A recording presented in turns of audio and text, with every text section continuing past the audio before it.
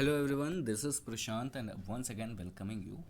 And आज हम लोग चैप्टर नंबर 7 को डिस्कस करेंगे। Chapter number 7 class 10th based NCERT science से रिलेटेड है और ये एज ऑलवेज इसका भी एक अलग नाम है और इसका नाम है कंट्रोल एंड कोऑर्डिनेशन। जी हाँ, कंट्रोल एंड कोऑर्डिनेशन का मतलब क्या है ये तो आप समझ ही रहे हैं।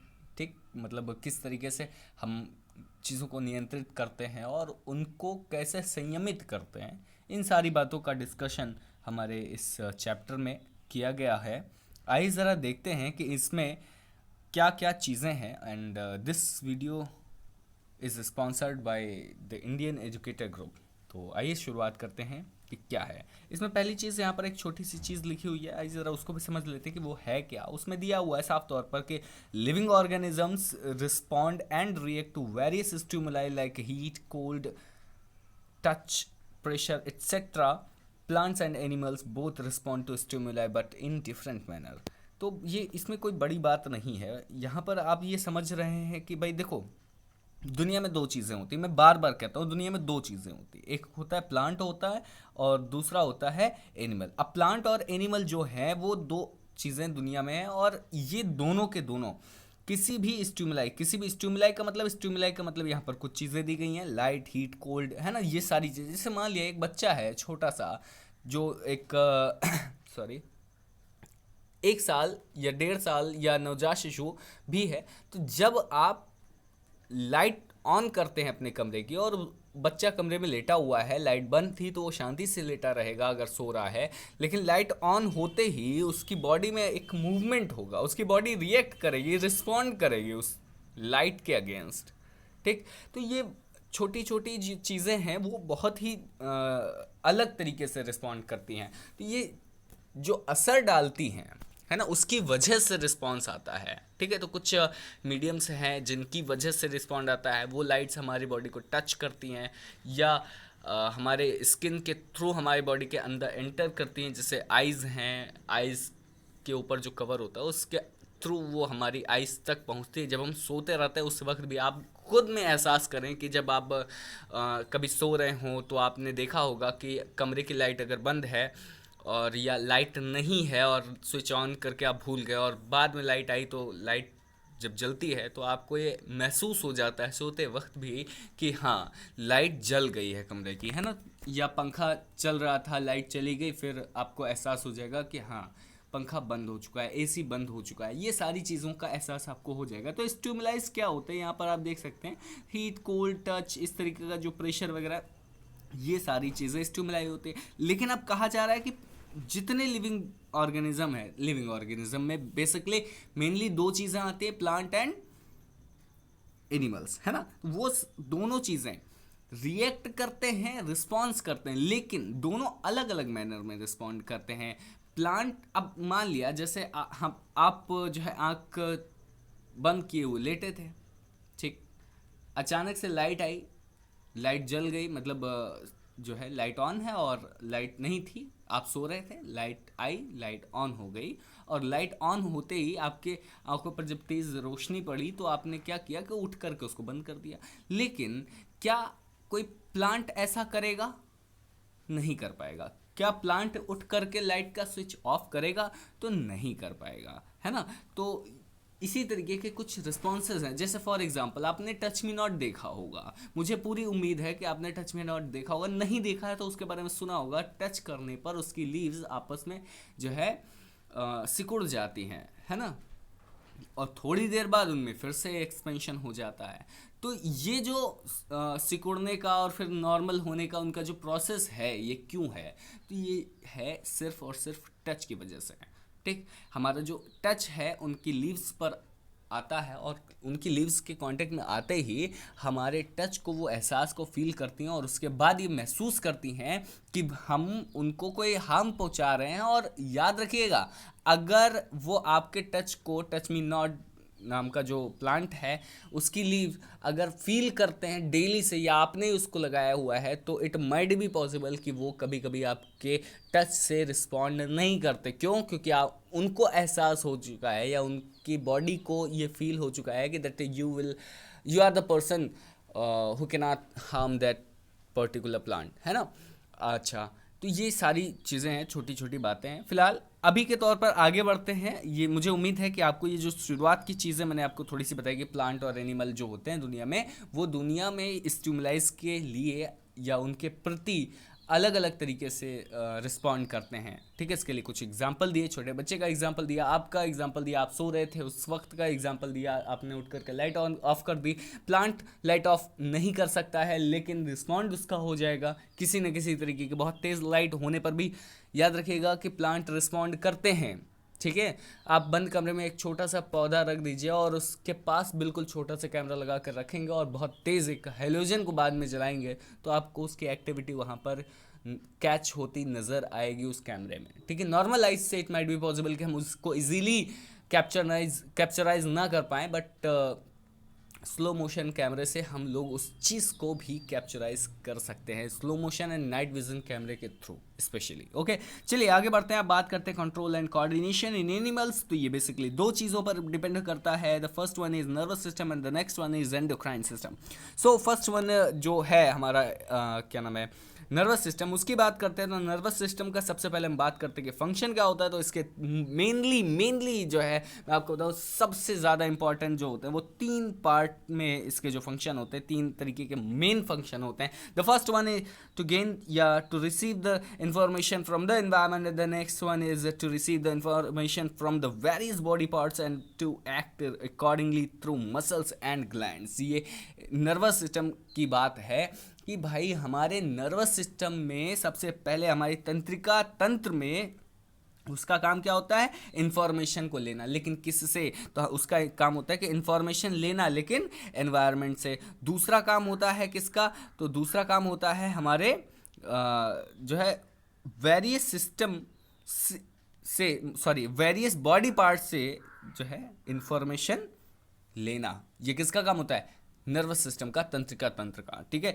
उसके बाद कहा जा रहा है जो accordingly through muscles and glands. तो accordingly through muscles and gland का मतलब ये है कि ये इंफॉर्मेशन आई और इन्फॉर्मेशन आने के बाद जिस तरीके का ऑर्डर हमारे ब्रेन से रिलीज आउट होगा या हमारे स्पाइनल कॉर्ड से रिलीज आउट होगा, ये उस तरीके का जो है रिस्पॉन्ड करेंगे। फॉर एग्जाम्पल, अब मैं एग्जाम्पल की अगर बात करें, हम बिल्कुल बाहर से आए, घर में बैठे, भूख लगी थी, भूख लगने के बाद जाहिर सी बात है सब लोग किचन की तरफ जाते हैं, और किचन की तरफ गए, देखा आपकी माताजी आपके लिए खाना बना रही थी, रोटियां बना रही थी, रोटियां बना चुकी थी, है ना। उन्होंने तावे को उठा करके गैस से नीचे रखा था, गैस स्टोव से नीचे रखा हुआ है, आपको पता नहीं था। आपने तावे को साफ देखा, आपने कहा कि भाई मम्मी ये तावा बिल्कुल यहाँ क्यों रखा है, इसको सही जगह पर रख दीजिए। और उसके बाद आपने बड़े प्यार से उसी गर्म तावे को उठा करके टच कर लिया। और टच करने के बाद क्या होगा, ये तो आपको भी पता है और हमें भी पता है ना। तो ये आपने जब टच किया ना, तो आपकी स्किन उसके कांटेक्ट में आई, हीट के कांटेक्ट में आई, ठीक है, हॉट ऑब्जेक्ट के कांटेक्ट में आई, वो उस वक्त के लिए आपका स्टिमुलाई है। स्किन जो है वो रिसेप्टर है, उसने टच किया ना इसलिए वो रिसेप्टर है। और उसके बाद वो रिस्पॉन्ड कहाँ से, वो आपके स्पाइनल कॉर्ड से रिस्पॉन्स मिलेगा। ठीक, जो ऑर्डर रिलीज हुआ आपकी मसल्स को रिलीज हुआ, हाथ की जो मसल्स हैं, मसल्स से जो है मोटर स्किल्स डेवलप होती है, उसको जो ऑर्डर रिलीज हुआ तो आपने अपने हाथ को हटाया कि हाँ भाई ये गर्म है और हमें इसको टच नहीं करना चाहिए, it may be harmful to us. ठीक है, अच्छा अब इसकी बात करते हैं स्टिमुलस क्या होता है या रिस्पॉन्स क्या होता है। ये सारी अगर हम बात करें तो सबसे पहले हम यहाँ पर देखते हैं any change in environment and और with in that bring about the reaction. ठीक है, एंड जैसे मैंने अभी आपको एक तावे का एग्जांपल दिया था, वो यहाँ पर भी है। ठीक, और रिस्पॉन्स की बात करें तो रिस्पॉन्स में भी है to reaction of our body to these change. भाई जैसे तावे को हमने रखा है या हमारी माता जी ने तावे को उठा करके अलग रखा है गैस स्टोव से, तावा गर्म है तो उसके आसपास की चीज़ें भी लाइटली गर्म हो जाएंगी, या उसके आसपास जो एटमॉस्फेयर होगा, हवा होगी, वो भी लाइटली गर्म होगी। जब हम उसके पास हाथ धीरे धीरे लेके जाएंगे तो याद रखिएगा हमें उस गर्म हवा का एहसास ज़रूर होगा। या आग जल रही है, अब आग जल रही है, सर्दियों में आग सेकते हैं, अंगीठी जलाते हैं, तो उससे क्या होता है कि हम दूर ही रहते हैं, क्या हम भी आग पर बैठ जाते हैं, अंगीठी पर बैठ जाते जाते हैं? तो आपका आंसर है नहीं, हम ऐसा नहीं करते हैं। तो हम कैसा करते हैं भाई साहब? हम लोग दूर से आग को सेकते हैं, उसकी हीट हम तक पहुंचती क्यों? क्योंकि उसके आसपास का एनवायरनमेंट जो है वो हीट हो जाता है। तो वो है स्टिमुलस, जो एनवायरनमेंट में चेंज आया। क्या आग जलने से पहले वहाँ कोई हीट थी एनवायरनमेंट में? तो आपका आंसर है नहीं, वहाँ हीट नहीं थी। कब हीट हुई? जब हमने आग जलाई तो एनवायरनमेंट में चेंज हो गया। जो एनवायरनमेंट पहले ठंडा हुआ करता था वो एनवायरनमेंट बाद में गर्म हो गया। ठीक है, तो ये स्टिमुलस है, एनवायरनमेंट में चेंज हुआ तो वो स्टिमुलस। और उसके बाद मान लिया हमारी माता जी ने अभी जैसे तवा रखा था, उसको हमने टच कर लिया, और टच करने के बाद जो हमारी बॉडी का रिस्पॉन्स था, हमने अपने अचानक से हाथ हटाया होगा, या जो भी बंदा टच करेगा वो बंदा अचानक से हाथ हटाएगा, और अगर छोटा बच्चा है तो रोने भी लगेगा, है ना? तो ये जो रिएक्शन है, यही रिएक्शन क्या? रिस्पॉन्स है, और क्या। ठीक है, चलिए अब आगे की बात करते हैं। नेक्स्ट चीज़ यहाँ पर है, how do we detect that we are touching a hot object? बहुत ईजी। रिसेप्टर, अभी मैंने थोड़ी देर पहले भी आपको बताया कि रिसेप्टर क्या है। स्किन के थ्रू हमने तावे को टच किया तो स्किन क्या हुई? रिसेप्टर। अब यहाँ हमें एक बात क्लियरली समझ लेनी है कि रिसेप्टर्स क्या होते हैं। Receptors are sense organs basically. ठीक है, सामान्य शब्दों में कहा जाए तो रिसेप्टर सेंस ऑर्गन होते हैं, बहुत ईजी है। लेकिन अब ये रिसेप्टर्स होते क्या है? तो आपने सुना होगा, बहुत लोग कहते हैं कि रिसेप्टर्स, सॉरी, देयर आर, मैं अपने सिक्स सेंस से बता सकता हूँ कि आज ये होने वाला है। हम अपने सिक्स सेंस से बता सकते हैं कि आज बारिश होने वाली है। हम अपने सिक्स सेंस से बता सकते हैं कि यार आज तो कुछ होने वाला है, कुछ गड़बड़ होने वाला है ना? मेरे हाथ में खुजली हो रही है, मुझे पैसा मिलने वाला है। मेरा सिक्स सेंस कहता है कि आज मुझे पैसा मिलने वाला है। ऐसी बहुत सारी चीज़ें लोग बना करके रखे हुए हैं। तो ये जो सिक्स सेंस हैं वो होते क्या है? Now we are going to discuss about that. और वो सिक्स सेंस किस में आते हैं? दोज आर कम्स, या वो सारी चीज़ें जो है, क्या नाम है ये, क्या बोलते हैं इसको, सामने जो लिखा है आपके, रिसेप्टर्स। तो रिसेप्टर्स में आते हैं। आइए हम बात करते हैं कि ये रिसेप्टर होते कौन है। जो 6 तरीके के रिसेप्टर होते हैं, उन 6 रिसेप्टर्स का वर्क क्या होता है, सामने आपको लिखा हुआ दिख रहा है, आप स्नैपशॉट ले सकते हैं। तो फर्स्ट वन है इनर रिसेप्टर, और इनर रिसेप्टर में आपका आता है ईयर। ठीक, इनर रिसेप्टर में कौन आता है? ईयर। दूसरा है फोटो रिसेप्टर। अब फोटो रिसेप्टर भाई साहब, आप गए, आपने ताजमहल देखा, आपने आगरा फोर्ट देखा, आपने जो है लाल किला देख लिया, आपने जो है बालाजी टेम्पल देख लिया, आपने चिश्ती की दरगाह देख ली, ये सारी चीज़ें आपने देख ली, तो आपके दिमाग में एक फ़ोटो क्रिएट हो गई। मान लिया you at that time you haven't any camera to capture the image, या कुछ मंदिर ऐसे होते हैं जहाँ पर फ़ोटोज़ लेना मना होता है, जैसे शिरनी वगैरह के अंदर जो गर्भगृह है वहाँ पर फ़ोटोज़ लेना मना होता है ना? ये वहाँ गए, क्या हमने वहाँ फ़ोटोज़ देखी? इंटरनल फ़ोटो देखी, हमने अपनी आंखों से देखी। क्या हम उसको कैच कर पाए? तो आपका आंसर है हाँ, हम उसको कैच कर पाए, लेकिन हम उसको केवल अपने आप को दिखा पाएंगे। हम उसको किसी दूसरे को विजुअलाइज तो कर सकते हैं, अगर हम अच्छे आर्टिस्ट हैं तो हम बना सकते हैं, लेकिन अगर हम अच्छे आर्टिस्ट नहीं हैं तो केवल हम उसको एक्सप्लेन कर सकते हैं कि हमने क्या देखा, किस साइड में क्या था। जो चीज़ें हमने बहुत ध्यान से देखी होंगी वो चीज़ें हमें पूरी तरीके से क्लियर हो पाएंगी। ठीक है, तो फोटो रिसेप्टर्स में हमारा आता है आइज। अब स्किन तो आप समझ ही रहे होंगे, स्किन हमारा तीसरा रिसेप्टर या तीसरा सेंस ऑर्गन है। 3 आपने समझे, पहला इनर सेंस ऑर्गन, दूसरा फोटो रिसेप्टर, और तीसरा स्किन, और चौथा है ऑल्फैक्टरी रिसेप्टर, और पांचवा है गस्टेटरी रिसेप्टर। तो ये जो चौथा और पांचवा है, फिलहाल स्किन की बात करते हैं। स्किन में हम लोगों ने ज़्यादा बात नहीं की, क्यों? क्योंकि अभी हम लोगों ने थोड़ी देर पहले तावे को गर्म तावे को बिल्कुल टच किया था, जो आपकी या हमारी माता जी ने अलग रखा हुआ था, और हम बड़े प्यार से गए और उसको हमने उठा करके टच कर लिया, या उठा कर अलग रखने की कोशिश की, और वो गर्म था, जिसकी वजह से हमने बड़े आनंद का एहसास किया। ठीक है, चलिए इसी के साथ आगे थोड़ी सी बात करते हैं। स्किन के बाद हम लोग बात करते हैं जो है ऑल्फैक्टरी रिसेप्टर। ऑल्फैक्टरी रिसेप्टर का मतलब क्या होता है? तो ऑल्फैक्टरी रिसेप्टर का मतलब होता है ऐसा रिसेप्टर, ऐसा बॉडी ऑर्गन या ऐसा सेंस ऑर्गन जिसमें स्मेल के थ्रू हम लोग कुछ ऑब्जर्व कर लें। अब स्मेल के थ्रू कैसे करेंगे? तो आप सब जानते हैं, स्मेल का नाम लेते ही एक क्रिएचर, एक एनिमल का नाम हम सब की जुबान पर आ जाता है, उसके हम कहते हैं DOG, है ना? आप समझ रहे होंगे हम किस भावना पर जा रहे हैं, लेकिन आपको भी वहाँ पर जाना है और फिर वापस आना है लौट कर। और उसके बाद हम बात करते हैं कि हम लोगों में बॉडी ऑर्गन में अगर बात की जाए तो वो कौन सा ऑर्गन है जो इस तरीके का ऑल्फैक्टरी रिसेप्टर हो सकता है। यस, आपने बिल्कुल सही किया गेस, और आपका आंसर है नोज। जी हाँ, तो नोज क्या होता है? Olfactory receptor. आइए बात करते हैं six and the last receptor of our body. तो सिक्स जो ऑर्गन है या सिक्स सेंस ऑर्गन जो है वो गस्टेटरी रिसेप्टर के नाम से जानते हैं, और आप सामने स्क्रीन पर लिखा हुआ देख रहे हैं जिसको हम कहते हैं टंग, जीभ। भाई साहब, जीभ बोलने के तो काम में आती है, लेकिन और भी काम आता है जो आपके यहाँ पर देख रहे हैं। टेस्ट डिटेक्शन, नाक आपके सूंघने के काम में आती है। Smell detection, skin, pain, touch, heat, इन सब को डिटेक्ट करने के काम में आती है, ठीक। और आइज, स्टिमुलस होता है, स्टिमुलस से एक्सप्लेन किया जाता है कैसा एनवायरनमेंट था, ठीक है। विजुअलाइज या विजुअल स्टिमुलस यहाँ पर आप देख सकते हैं। और आपका पहला जो रिसेप्टर है उसका काम क्या है? हियरिंग या balance of the body. Understand? चलिए इसी के साथ आगे बढ़ते हैं, और आगे बढ़ने के साथ हम बात करते हैं न्यूरॉन्स की।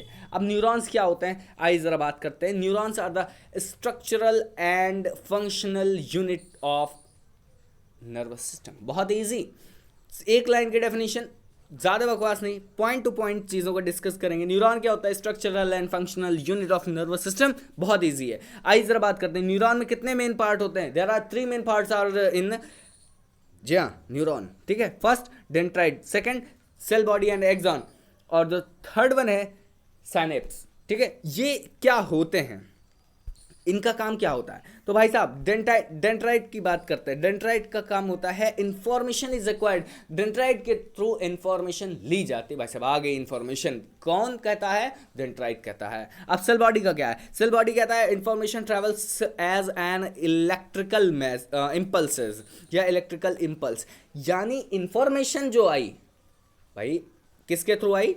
यहाँ देखिए, सॉरी, यहाँ किसके थ्रू आई? डेंड्राइट। इंफॉर्मेशन किसके थ्रू आई? डेंड्राइट के थ्रू। बिल्कुल, इंफॉर्मेशन है दिमाग में, इंफॉर्मेशन है दिमाग में पाए जाते हैं न्यूरॉन, और न्यूरॉन के डेंड्राइट यानी फर्स्ट पार्ट में पाया जाता है। इंफॉर्मेशन एक्वायर्ड की जाती है, बनाई जाती, सोची जाती, समझी जाती है, और वहाँ से फिर ट्रांसफॉर्मेशन शुरू होता है कि वहाँ से ट्रांसफ़र कर दिया जाता है सॉरी, वहाँ से ट्रांसफ़र किया जाता है अब डेंड्राइट के थ्रू। अब डेंड्राइट के आगे है पड़ता हमारा सेकंड पार्ट ऑफ न्यूरॉन, और सेकंड पार्ट ऑफ न्यूरॉन को हम कहते हैं सेल बॉडी या एक्सॉन। अब सेल बॉडी और एक्सॉन का काम होता है information travels as an electrical impulse, यानी वो जो इंफॉर्मेशन एक्वायर की गई थी उसको आगे भेजा गया, और आगे भेजने का जो सिस्टम था वो किस फॉर्म में भेजी गई? वो भेजी गई इलेक्ट्रिकल इम्पल्स के तौर पर, ठीक है।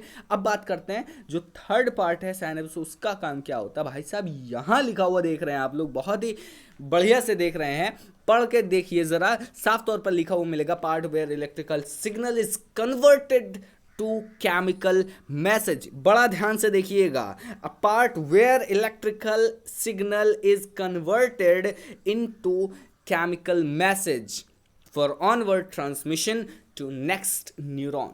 अंडरस्टैंड? जी हाँ, और किसके थ्रू? By release of neurotransmitters. समझ में आ रही बात है?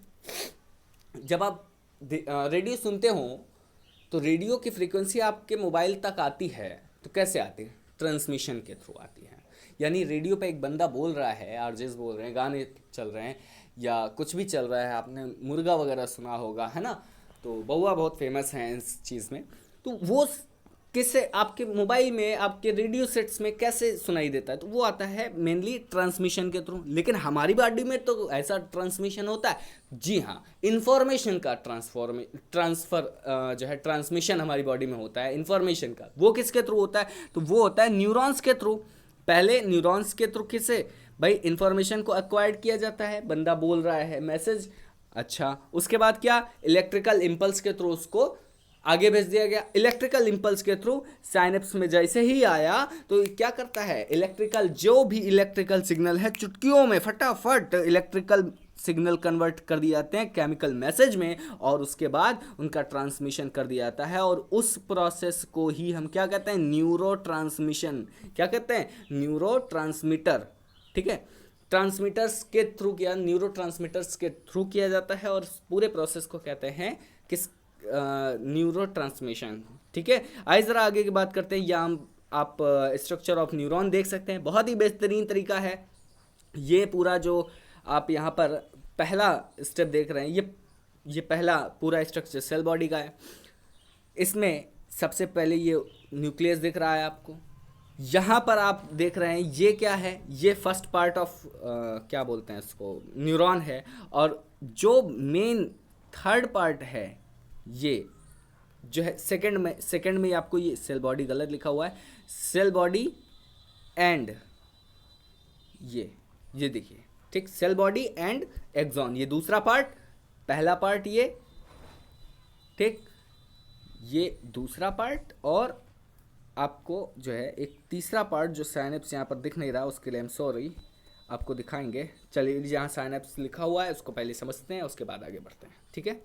देखिए, था वहाँ भी, हम वहाँ भी एक्सप्लेन कर सकते थे, लेकिन हम चाहते हैं कि पहले आप इस यहाँ पर जो सामने चीज़ें दी हुई हैं इन चीज़ों को पढ़ें, उसके बाद आगे बढ़ें, ठीक है। उसके बाद वहाँ पर समझें पीछे वाले फिगर में कि कहाँ था, क्या था और कैसे था, ठीक है। ज़रा देखिए, साफ तौर पर दिया गया है, the point contact between the terminal branches of axon of one neuron with dendrite of an other neuron is called synapse। एक बार फिर से हम आपको चाहेंगे कि आप ध्यान से पढ़ें इस चीज़ को, आपको बिल्कुल सामने देखने को मिलेगा यहाँ पर कि the point of contact between the terminal branches of axon of one neuron with the dendrite of another neuron. फिर से देखिए, जब चीज़ें आपको ना समझ में आए तो आप बार बार पढ़िए। मान लिया आपको साइनेप्स नहीं समझ में आ रहा, फिर से पढ़िए। साइनेप्स क्या होता है, द पॉइंट कॉन्टैक्ट बिटवीन, जोड़ने वाला, किसके बीच, मतलब बीच में जोड़ने वाला, किसके, तो terminal branches of axon, axon की जो टर्मिनल ब्रांचेस होती हैं किसी एक न्यूट्रॉन की या पहले न्यूरॉन की, ठीक है, न्यूट्रॉन नहीं सॉरी न्यूरॉन है, ठीक, विद द डेंड्राइट, यानी जब एक दूसरे न्यूरॉन का डेंड्राइट किसी पहले न्यूरॉन के एक्सॉन की किसी एक ब्रांच से कांटेक्ट में आता है, तो वो जो जहाँ पर जुड़ा, जैसे मान लिया यहाँ से, ठीक, और यहाँ से, अब ये बीच में जुड़ने जा रहा है, जब ये जुड़ेगा, ठीक, अब ये जो जुड़ा, ये कांटेक्ट वाला मामला आता है, यही क्या कहलाता है आपका, ये कहलाता है जो है, ये कहाँ गया, ये जो दिया हुआ साइनेप्स। समझ में आई बात? चलिए अब आगे बढ़ते हैं इसी के साथ जरा। तो चलिए अब बात करते हैं रिफ्लेक्स एक्शन की। तो रिफ्लेक्स एक्शन क्या होता है? बहुत ही बेहतरीन आंसर है, बहुत ही बेहतरीन जवाब होगा, यानी कि बहुत ही बेहतरीन क्वेश्चन जब आपसे पूछे जाएंगे तो बहुत ही बेहतरीन तरीके से आप जवाब देंगे। Reflex action, reflex action, action का मतलब क्रिया, री का मतलब दोबारा से, और फ्लेक्स का मतलब अचानक या स्लिप होकर के, है ना। अब ज़रा समझते हैं, जो पहले दिया है उसको समझ लेते हैं यहाँ पर कि क्या दिया है। तो आइए ज़रा समझते हैं कि क्या दिया है। A quick, sudden, immediate response of the body to certain stimuli that involves spinal cord, not brain, यहाँ ध्यान देने वाली बात है, not brain, withdrawal of hand और knee jerk, etc. ठीक है। अब ये रिफ्लेक्स एक्शन होता क्या है, मुझे उम्मीद है आपको समझ में आ गई होगी। अचानक से, अभी थोड़ी देर पहले हम लोग बात किए थे, मम्मी ने तावा जो है गैस स्टोव से उठाकर नीचे रखा, आप गए, आपको भूख लगी थी, आपने तावे को बीच में रखा हुआ देखा, आपने कहा मम्मी ये क्या करती हो, तावा बीच में हटाओ, और उसको बड़े प्यार से आप हटाने लगे, और जैसे ही आपने हटाया तो आपको आनंद की अनुभूति हुई। क्यों? क्योंकि तावा गर्म था, और जैसे ही आपने गर्म तावे को अपने स्किन यानी थर्ड रिसेप्टर से टच किया, कांटेक्ट में आए, तो भाई साहब आनंद की अनुभूति होते ही आपने अपने हाथों को पीछे हटाया। ये जो एक्शन था, आप ने टच किया और आपका हाथ तुरंत का तुरंत पीछे आया, यही एक्शन आपका रिफ्लेक्स एक्शन है। और ये एक्शन हमेशा किससे लिया जाता है? स्पाइनल कॉर्ड से, ठीक है। यानी ऐसे एक्शन जिनका ऑर्डर स्पाइनल कॉर्ड से रिलीज होता है, जिनके ऑर्डर में ब्रेन का कोई भी इन्वॉल्वमेंट नहीं होता है, उसे हम क्या कहते हैं? रिफ्लेक्स एक्शन कहते हैं। अंडरस्टैंड? आगे की बात करते हैं रिफ्लेक्स आर्क। रिफ्लेक्स आर्क क्या होता है, आइए जरा समझते हैं। रिफ्लेक्स आर्क में आपको चीज़ें यहाँ पर साफ तौर पर दिखाई दे रही हैं। The pathway which impulses pass is called reflex arc. बहुत ईजी। यानी कि जो रिफ्लेक्स एक्शन होता है ना, रिफ्लेक्स एक्शन का ऑर्डर जिस रास्ते मोटर पार्ट्स तक पहुंचता। अब मोटर पार्ट्स क्या? छोटी छोटी, जैसे मान लिया आपने तावे को टच किया तो जो उंगलियों के पोर्स है ना, ये उंगलियों के पोर ही सबसे पहले हटेंगे क्योंकि इन्होंने ही टच किया है, ठीक। तो आपकी ये जो मोटर ऑर्गन है, उंगलियों, पोर्स ऑफ नेकल्स या उंगलियों के आगे का हिस्सा, ठीक, यहाँ पर भाई हमारे स्पाइनल कॉर्ड से ऑर्डर रिलीज हुआ और उंगलियों के पोर तक जाना है। तो ये जो रास्ता है स्पाइनल कॉर्ड से पोर्स ऑफ नेकल्स तक, यानी उंगलियों के आगे का हिस्सा, वहाँ तक का जो रास्ता है ऑर्डर का आने और जाने का, वो क्या कहलाता है? रिफ्लेक्स आर्क, ठीक है। आगे बढ़ते हैं। अब ये काम कैसे करता है भाई साहब? ये काम करने का जो इसका तरीका ना, वो ज़रा ध्यान से देखिएगा। सामने दिया हुआ है कोई स्टिमुलस था, मान लिया आपने टच किया, हीट, चलिए ठीक है। अब हीट कैसे? रिसेप्टर के थ्रू हीट तो आएगा, क्यों? क्योंकि हमारी बॉडी का आउटर सरफेस जो होता है वो स्किन होता है, ठीक है। अब वो एक थर्ड रिसेप्टर होता है जिसे हम स्किन कहते हैं, है ना। अच्छा, अब यहाँ से सेंसरी नर्व ने काम किया और मैसेज भेजा हमारे स्पाइनल कॉर्ड को। स्पाइनल कॉर्ड ने मोटर नर्व्स का यूज़ किया और तुम्हारे मसल्स को, यानी जो कि एक इफेक्टर ऑर्गन है, इफेक्टर ऑर्गन याद रखिएगा। मसल्स क्या होते हैं? इफेक्टर ऑर्गन, ठीक है। तो ये इफेक्टर ऑर्गन ने फिर तुम्हें रिस्पॉन्स करने पर मजबूर कर दिया, ठीक है। तुमने अपने हाथ को हटा लिया, यही तो तुम्हारा रिस्पॉन्स था, ठीक है। ये पूरा एक सिस्टम होता है। काम कैसे करना है? मैसेज यहाँ से चला, यहाँ से होते हुए स्पाइनल कॉर्ड तक पहुँचा और स्पाइनल कॉर्ड से फिर यहाँ से होते हुए ये यहाँ पर पहुँचा और यहाँ मसल्स के द्वारा तुम्हारे हाथों ने अपने आपको वहाँ से हटा लिया, रिमूव आउट कर लिया, ठीक है। आइए ज़रा आगे बढ़ते हैं। सॉरी। अच्छा, अब ज़रा समझते हैं कि रिस्पॉन्सेस क्या होते हैं। तो रिस्पॉन्स की बात करते हैं, ये एक हेडिंग है, ये एक मेन पॉइंट है रिस्पॉन्स, ठीक। कितने तरीके के होते हैं रिस्पॉन्स? आपने ऊपर डेफिनेशन देख ली है, इसलिए यहाँ पर डेफिनेशन नहीं है, ठीक है। कितने तरीके के होते हैं? तो there are mainly 3 types of response. Understand? The first one is voluntary, second one is involuntary, and the third one is reflex action, ठीक है। रिफ्लेक्स एक्शन भी किस में आता है? रिस्पॉन्सेस में आता है, ठीक है। आइए ज़रा बात करते हैं इसके बारे में। तो पहला है, सॉरी पहला है यहाँ पर कंट्रोल्ड बाय फोर ब्रेन। अच्छा भाई साहब, दिमाग के आगे वाले हिस्से यानी अग्र मस्तिष्क, जिसको हम कहते हैं, क्या कहते हैं फोर ब्रेन को? अग्र मस्तिष्क। क्या कहते हैं? अग्र मस्तिष्क। आप समझ जाइएगा, आगे लिखा हुआ है, ठीक है। अग्र मस्तिष्क से जो भी काम कंट्रोल होता है उसे हम वॉलेंट्री एक्शंस कहते हैं। अब वॉलेंट्री एक्शंस, मान लिया तुम्हारी मम्मी घर पे हैं, ठीक, मम्मी ने कहा भाई एक काम करो, झाड़ू लगा दो। तो क्या हुआ कि तुमने कहा अरे तुम्हारा मन नहीं है झाड़ू लगाने का, तो तुमने कहा अरे हम नहीं लगाएंगे, ये वो दुनिया भर के एक्सक्यूजेस सुनाए। ये एक्सक्यूजेस सुनाने का जो ऑर्डर था या जो एक्शन था वो तुम्हारे बॉडी के किस हिस्से से आया? फोर ब्रेन से, ठीक। अच्छा, एक और एग्जांपल देते हैं। मान लिया तुम्हारे स्कूल टीचर ने कहा कि भाई देखो एक काम है कि कल आप सबको एक गधे पर निबंध लिख के लाना है, इससे ऑन द, क्या बोलते हैं गधे को अंग्रेजी में, मुझे याद नहीं आ रहा है ना, डोंकी, तो उस पर लिख के लाना है। अगले दिन आप नहीं करके ले गए। उसके बाद क्या होगा? उसके बाद आपने एक्सक्यूज़ दिए होंगे, तो एक्सक्यूज़ देने का भी काम कहाँ से हो जाता है? फोर ब्रेन से हो जाता है। क्यों? क्योंकि टॉकिंग किस में आता है? हमारे फोर ब्रेन के वर्क में आता है। और एक्सक्यूजेस हमेशा टॉकिंग के उससे मतलब कह सकते हैं ना थ्रू दिए जाते हैं या इशारों के थ्रू, तो वो भी इशारों के थ्रू या टॉकिंग, जैसे मान लिया those persons who haven't any voice they can indicate only the things, है ना। तो उनमें भी ये जो एक्सक्यूजेस देने का सिम्टम है या साइन है या जो फंक्शन है वो कंट्रोल किया जाता है फोर ब्रेन्स के थ्रू, ठीक है। अच्छा, अब मान लिया कोई बंदा लिख के ले गया, तो उसकी जो लिखने का जो कला था ना भाई साहब, ऐसे लिखने की जो राइटिंग लिखने का जो है वो सब, वो भी किससे कंट्रोल होता है, फोर ब्रेन से, ठीक है। आइए जी, क्या है क्या ये सब, ये है वॉलेंट्री एक्शंस, ठीक है।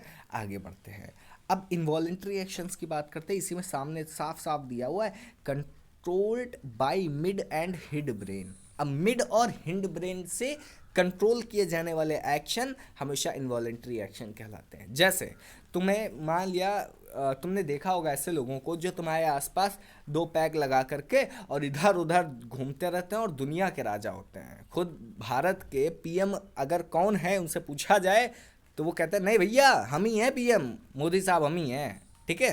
तो ऐसे लोगों को आपने देखा होगा। ऐसे लोगों का ये जो एक्शन होता है ना, टॉकिंग तो फोर ब्रेन से होती है लेकिन अनकंट्रोल्ड टॉकिंग होती है वो, ठीक। और उसके बाद उनकी बॉडी में भी मूवमेंट होता रहता है। तो उनकी बॉडी में मूवमेंट जो होता है वो कहाँ से होता है, मिड एंड हिंड ब्रेन। इसकी वजह से वो क्या है, वो इनवॉलेंट्री एक्शन में आता है, ठीक है। अच्छा, यानी बैलेंसिंग हमारी किस में आती है, इनवॉलेंट्री एक्शन में आती है, ठीक है। बैलेंसिंग किस में आती है, इनवॉलेंट्री एक्शन में आती है, ठीक है। जो चीज़ें, जो एक्शंस हमारे मिड और हिंड ब्रेन से कंट्रोल किए जाएं वो इनवॉलेंट्री एक्शन कहलाते हैं या इनवॉलेंट्री रिस्पॉन्स कहलाते हैं, ठीक है। आगे की बात करते, बड़ा गंदा सा हो गया था इसलिए स्क्रीन को साफ कर दिया। अब जो चीज़ें हैं रिफ्लेक्स एक्शन के बारे में, उसको फिर से एक बार समझते हैं, है ना। रिफ्लेक्स एक्शन के बारे में समझते हैं। तो reflex action controlled by spinal cord, बहुत ईजी, ठीक है। Those actions which are controlled by spinal cord, इनमें दिमाग का कोई भी इस्तेमाल नहीं होता है, ठीक है। दिमाग का इस्तेमाल केवल वॉलेंट्री और इनवॉलेंट्री एक्शंस में होता है, ठीक है। वॉलेंट्री एंड इनवॉलेंट्री एक्शंस में किसका यूज़ होता है, तो दिमाग का, तुम्हारे भेजे का, है ना। वो कहते हैं ना ऊपर वाले ने तुम्हें नीचे भेजा लेकिन भेजे में भेजा, भेजा कहा है भैया, नहीं कहा है भेजा, भेजा है, तभी तो यहाँ हो। अब बात करते हैं कि ह्यूमन नर्वस सिस्टम होता क्या है, ठीक है। तो ह्यूमन नर्वस सिस्टम की अगर हम बात कर रहे हैं, ठीक है, तो ह्यूमन नर्वस सिस्टम में जो चीज़ें आपको सामने दिख रही हैं ना, तीन यही होती हैं। ह्यूमन नर्वस सिस्टम में जो चीज़ें हैं वो तीन हैं और वो तीन की तीनों आपके सामने दिख रही है। पहला सीएनएस, दूसरा पीएनएस और तीसरा होता है एएनएस, ठीक है। सीपीए याद रख लीजिए, एनएस का मतलब तो होता ही नर्वस सिस्टम है, ठीक है। सी का मतलब सेंट्रल, पी का मतलब पेरिफेरल और ए का मतलब, जी हाँ, ऑटोनॉमिक, ठीक है। आइए बात करते हैं अब सीएनएस, पीएनएस और एएनएस, इनमें क्या होता है। आइए ज़रा बात करते हैं। सीएनएस में दो चीज़ें आती हैं, ब्रेन एंड स्पाइनल कॉर्ड।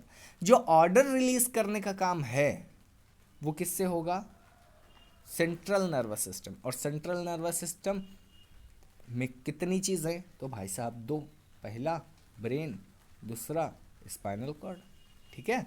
अब पीएनएस में क्या आता है, क्रैनियल नर्व सिस्टम और दूसरा स्पाइनल नर्व सिस्टम, ठीक है। और तीसरा एएनएस में क्या आता है, तो एएनएस में आते हैं दो पार्ट, पहला सिंपैथेटिक एनएस और दूसरा पैरासिम्पैथेटिक एनएस, ठीक। अच्छा, ये जो चीज़ें हैं ब्रेन के बारे में आप देख ही रहे हैं, वहाँ हालांकि अभी हम लोग आगे डिस्कस करना ही है ब्रेन, तो बिना देर किए हुए अब आगे बढ़ते हैं, ठीक है। आइए ज़रा, यहाँ पर ह्यूमन ब्रेन दिया हुआ है, ठीक।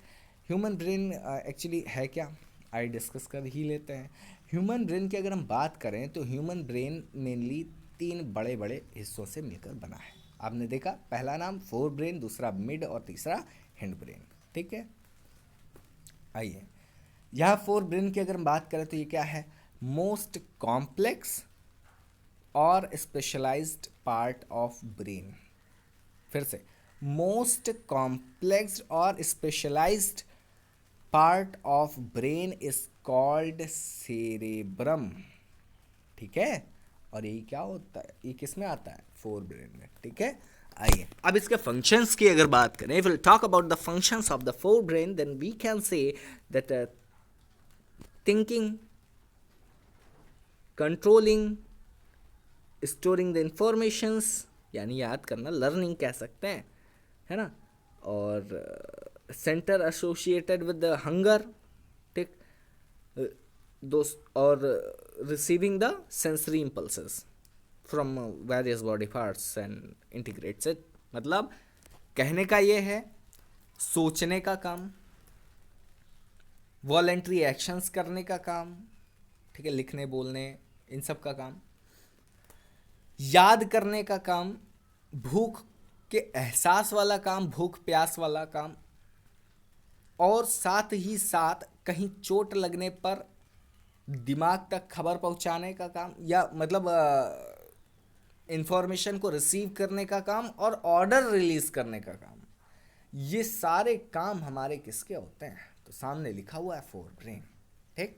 आगे बात करते हैं, मुझे उम्मीद है आपको समझ में आ रहा होगा। बहुत छोटे और इजी वर्ड्स में हम आपको बता रहे हैं, इससे ज़्यादा मुझे नहीं लगता कि और समझाया जा सकता है इजी वर्ड्स में, कॉम्प्लेक्स किया जा सकता है। मिड ब्रेन की बात करें तो इसमें दो चीज़ें आती है, हाइपोथैलेमस एंड पिट्यूटरी ग्लैंड्स। अब ये क्या होता है, देखो केमिकल कोऑर्डिनेशन अगर कहीं है तो वो हाइपोथैलेमस पार्ट में आता है मिड ब्रेन के, ठीक। और दूसरा हार्मोन सेक्रेशन का काम है तो भाई साहब वो पिट्यूटरी ग्लैंड में आता है, ठीक है। ये हमारी बॉडी की सबसे लार्जेस्ट ग्लैंड होती है, ठीक। और लार्जेस्ट पार्ट क्या होता है, तो लार्जेस्ट पार्ट होता है हमारा लीवर, है। अच्छा चले भाई साहब आगे बढ़ते हैं। हिंड ब्रेन, अब हिंड ब्रेन में तीन चीज़ें आती हैं, पहले दो चीज़ों में सेरेब्लम और मेडुला, उसके बाद आता है पोन्स, ठीक है। अच्छा ये सारी चीज़ें जो अभी आपको दिखाए ना, सेरेब्रम और फिर हाइपोथैलेमस, फिर पिट्यूटरी, और उसके बाद सेरेब्लम, फिर मेडुला और पोन्स, ये चीज़ें अभी आपको एक फिगर में भी दिखेंगे, ठीक है। अब सेरेब्लम का काम क्या है, तो सेरेब्लम के दो काम है यहाँ पर आप देख सकते हैं। पहला काम यहाँ पर है कंट्रोल्स पोस्चर एंड बैलेंस, ठीक है। मैंने आपको बताया नहीं था कि जो है भाई साहब एक ने चढ़ा रखी है, दो पैक लगा रखे हैं, आप पूछेंगे भारत का प्रधानमंत्री कौन, तो वो हिलते डुलते जो है बताएंगे कि भाई साहब हम ही हैं, है ना। वो काम कौन करता है, तो सेरेब्लम, ठीक है। उसके बाद control procession of voluntary action, और उसके बाद मेडुला का काम आता है कंट्रोल इनवॉलेंट्री एक्शंस। यानी इनवॉलेंट्री एक्शंस का मतलब क्या होता है, इनवॉलेंट्री एक्शंस का मतलब ब्लड प्रेशर यानी बीपी कंट्रोल करना, और सेलिवेशन, और उसके बाद वोमिटिंग, जैसे ज़्यादा किसी ने अंदर ले लिया, मतलब पैक ज़्यादा लगा लिए, तो उसको बैलेंस करने के लिए उल्टियाँ होना शुरू हो जाती हैं, ठीक। तो वो कौन करता है, तो मेडुला करता है वो, ठीक है। अच्छा अब आगे की बात करते हैं, पोन्स, आगे है पोन्स। तो पोन्स क्या करता है, इनवॉलेंट्री एक्शंस और रेगुलेशन ऑफ रेस्पिरेशन, इनको कंट्रोल करता है पोन्स। अब ये है कहाँ भाई, आज तक तो हमने पोन्स नहीं सुना, तो आइए ज़रा देखते हैं कि कहाँ है पोन्स। ये भाई साहब तुम्हारे सामने ह्यूमन ब्रेन का देख लो, नीचे लिखा भी है ह्यूमन ब्रेन, ठीक है। तो ये ह्यूमन ब्रेन का ही फिगर आपको दिख रहा है, ठीक है भाई। काम करते हैं, हाँ ये स्क्रीन चल गई, आप देखते हैं फोर ब्रेन क्या है। तो भाई साहब देख रहे ना, ये जितना बड़ा वाला हिस्सा ना, ये सब ये बड़ा वाला, ये यहाँ तक, ये पूरा यहाँ से, है ना, ये सबसे बड़ा वाला हिस्सा जो है सेरेब्रम का है, ठीक।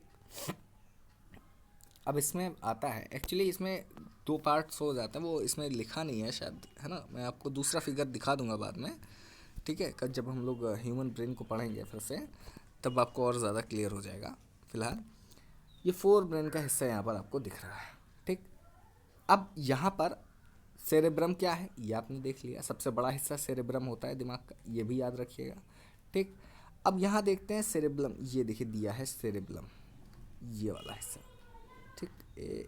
ये वाला हिस्सा जो आप देख रहे हैं, ये आपका सेरेब्लम है, ठीक। सेरेब्लम के पास ही एक छोटा सा हिस्सा दिया होता है, ठीक। स्पाइनल कॉर्ड के ऊपर की बात है, ठीक। इसे हम कहते हैं मेडुला।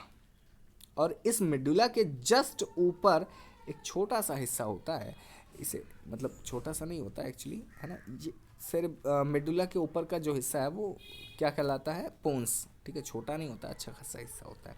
अब इस पोन्स के अंदर एक स्ट्रक्चर पाई जाती है, उस स्ट्रक्चर को हम क्या कहते हैं, हाइपोथैलेमस कहते हैं।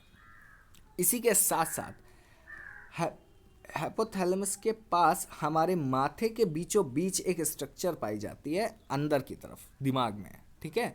माथे को फोड़ के मत देख लेना भाई साहब, हैं। अब यहाँ तुम्हारा भाई साहब माथा है, ठीक है, क्या कहते हैं इसको, फोरहेड, है ना।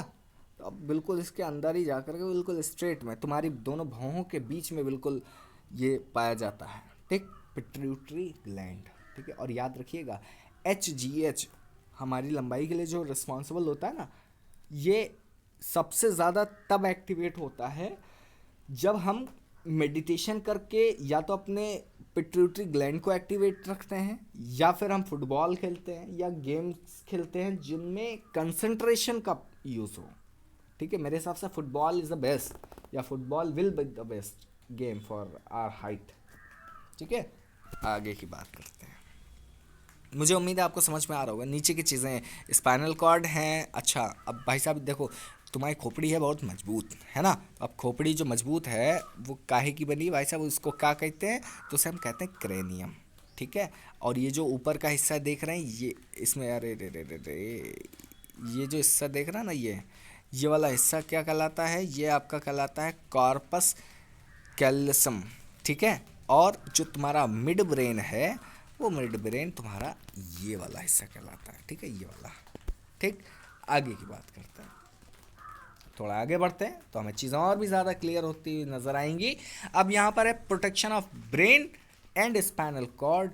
अब इसकी बात हम करेंगे कल, क्योंकि आज हो रहा है वक्त ज़्यादा, और आज हमारे टाइम क्लास का जो है थोड़ा सा एक्सटेंड हो गया, 40 की बजाय 41 मिनट हो गया। और हम बात करेंगे आपसे कल, मिलते हैं चीज़ों के लिए, नई चीज़ों के लिए। फिर तब तक के लिए बने रहिएगा, मुस्कुराते रहिएगा, हंसते रहिएगा। We will meet for further things for next video. Thank you so much for watching. If you like this video please share it to your friends, अगर आप यूट्यूब पर देख रहे हैं तो, क्योंकि अदरवाइज़ आप इसको शेयर नहीं कर पाएंगे, है ना, मजबूरी है। तो मिलते हैं आपसे, see you, bye, take care, love you.